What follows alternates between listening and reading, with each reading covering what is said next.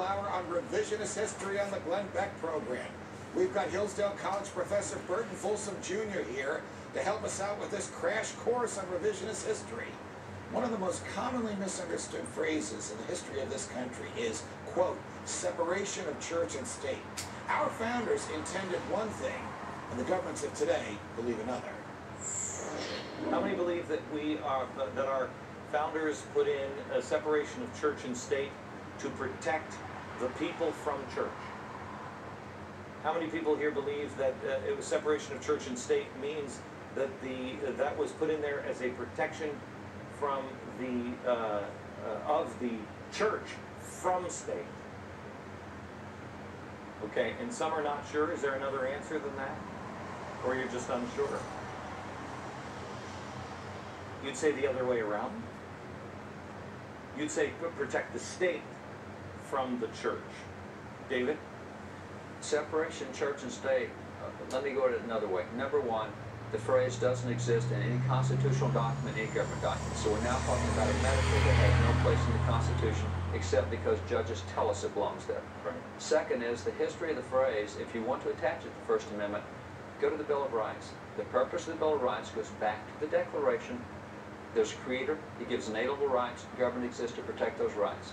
The Bill of Rights exists for no other purpose than to make sure we have the right to practice what the Creator told us we could do. This is really important. This is going to blow your mind. This is a training manual from the Air Force, 1954. And listen to this. This is unbelievable. The idea uppermost in the minds of men who founded the United States was that each and every human being was important. They were convinced that the importance of the individual did not come from any grant from the state. This importance of the individual did not come from any position he had achieved, nor from power he had acquired, nor from any wealth he had amassed. They knew the importance of man came from the very source of his life. Because man was made in the image and likeness of God, he had a destiny to achieve. So in other words, there's something you've been sent here to do. You're not just a schlub that has been pumped out in a baby factory. You made a deal with the Creator, and He sent you down to achieve something. You have purpose. And because of that, He had a destiny to achieve, He had inalienable rights, and the inherent in freedom to achieve it. That is the basic idea. Yeah. Now, that's incredible. If you take that and go back to separation church and state, the purpose of the Bill of Rights is to protect an inherent and alienable right, which is the right of conscience, the right to worship God, however we want to describe it. When they wrote the First Amendment, they used both terms.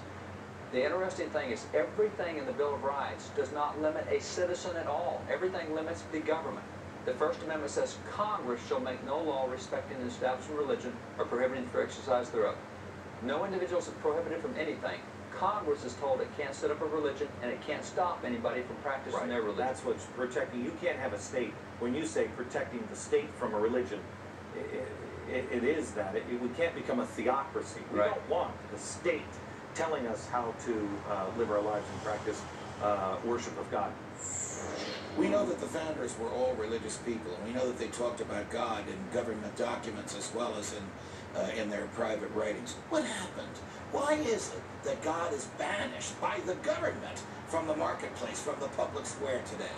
Well, there was no mention of a wall of separation in any of the founding documents. Right.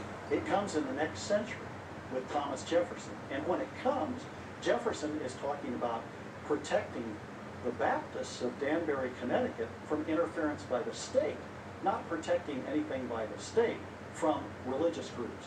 So the distortion is absolutely enormous. Is it fair to say that the drafters of the Declaration of Independence and the Constitution, especially the First Amendment, which guarantees freedom of speech and guarantees freedom of religion, and that the government will not establish or fund a particular religion or force a religion on you, these people understood that God was a part of their lives and would be a part of their lives. They just didn't want the government having anything to do with the church. They didn't want the government to set up a theocracy or an established religion. Other than that, they wanted Christian influence on all parts of the United States. Thanks, Professor. Glenn says it's not the big banks that are bringing us down, it's the unions. The history of labor unions in America is next on the Glenn Beck program.